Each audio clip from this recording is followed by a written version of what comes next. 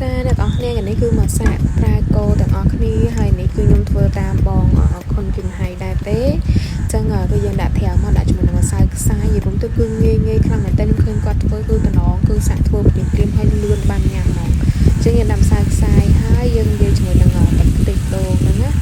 ហ្នឹងហើយយើងដាក់តាមបរិមាណ3លុកមើលតាមហ្នឹងទៅយល់ទៅគឺខ្ញុំអត់មានបរិមាណអីលេត្រឹមត្រូវទេយើងដាក់ប៉ុណ្ណាល្មម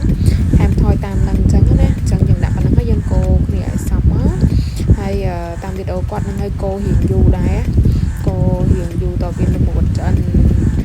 នៅលើហ្នឹងអញ្ចឹងមិនវានេះអញ្ចឹងណាហើយខ្ញុំក៏ភ្លេចដាក់ជាមួយនឹងស្ករសអញ្ចឹងក៏ថែមគ្នាដូងតិចហើយនឹងដាក់អំបិលមកចុកដែរហ្នឹងហើយអញ្ចឹងយើងកូរឲ្យដាច់ទឹកទៀតមកហើយវាល្មមចូលគ្នាអញ្ចឹងណាបានវាលែងឃើញជាត្រាវហ្នឹងហើយនេះហើយខ្ញុំថែមទឹកដោះគោបន្តិចឲ្យវាឈ្ងុយហើយរៀងផ្អែមមុតអញ្ចឹងណាហ្នឹងហើយអញ្ចឹងអានេះសម្រាប់ទឹកខ្ទិះដែលយើងដាក់ពីលើអាមិនយើងឲ្យមកវាឯណាអញ្ចឹងអានេះទឹកខ្ទិះនេះគឺយើងដាក់ទឹកខ្ទិះដូងហើយជាមួយនឹងម្សៅពោតក៏បានម្សៅឆាក៏បានដែរហើយយើងកូរឲ្យសព្វហើយខ្ញុំមានថែមស្ករសហើយនឹងអំបិលមកតិចទៀតដែរអានេះយើងលេខលក់តាមនឹងយើងជិះផ្អែមខ្លាំងហើយយើងដាក់ផ្អែមខ្លាំងមកជាក់ស្ដែងអានេះគឺខ្ញុំថែមស្ករពីសាប៊ីបន្ថែមទៀតណាដូចជា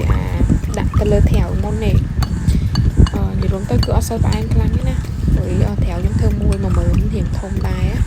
ហ្នឹងហើយអញ្ចឹងអានេះនេះត្រាវដែលកូរមិនហ្នឹងណាចឹងយើងដាក់ថែមមួយសាច់ដូងហ្នឹងហើយទឹកខ្ទិះនេះក៏ខ្ញុំមានថែមសាច់ដូងដែរហ្នឹងហើយដូងខ្ញុំរៀងខ្ចីចឹងខ្ញុំដាក់រៀងចុងក្រោយគេបន្តិចទេបើដូងរៀងចាស់ហើយយើងដាក់ឲ្យកូររៀងយូរមួយត្រាវហ្នឹងអញ្ចឹងណានេះអូយរសជាតិឆ្ងាញ់ណាស់ញ៉ាំពេលតែក្តៅហើយតែឆ្ងាញ់ដាក់ត្រជាក់ក៏ឆ្ងាញ់ដែរហ្នឹងហើយនិយាយរួមគឺលឿនបានញ៉ាំហើយហើយជា20នាទីណាកូរនេះ5-10នាទីទឹកខ្ទិះមកផ្លែទៀតណាសូមពីលើហ្នឹងមកជាតិ